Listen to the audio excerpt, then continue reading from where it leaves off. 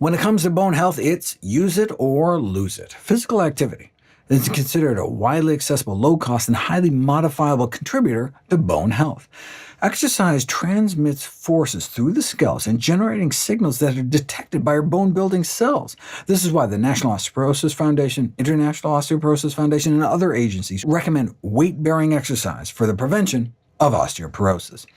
These include high-impact exercise such as jumping, aerobics, and running, as well as lower-impact exercises like walking and weight training to create those mechanical signals that spark bone growth.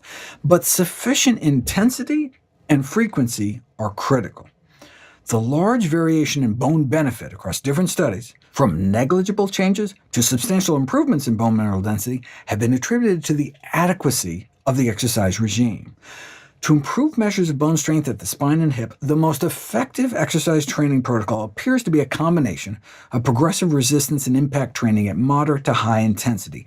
Low-intensity exercise does not appear to be sufficient. For example, while regular walking is often prescribed to prevent osteoporosis, it appears to offer limited benefit for bone loss prevention. On its own, walking has no significant effect on bone mineral density of the spine, wrist, or overall skeleton, but it has been shown to significantly improve hip bone density in studies that have lasted more than 6 months.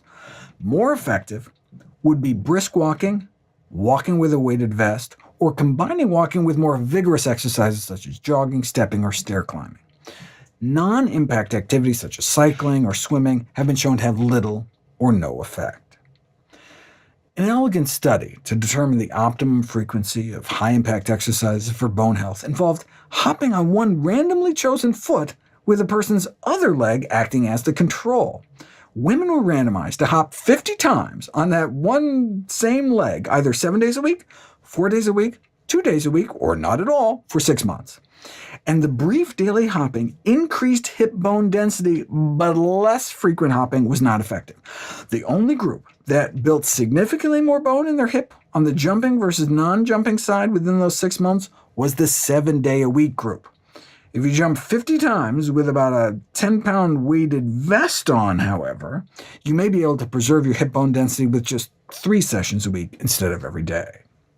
Note, weight-bearing impact exercises may be contraindicated, meaning not advisable, in those with severe osteoporosis or recent history of fracture, so make sure you check with your medical professional before you get going.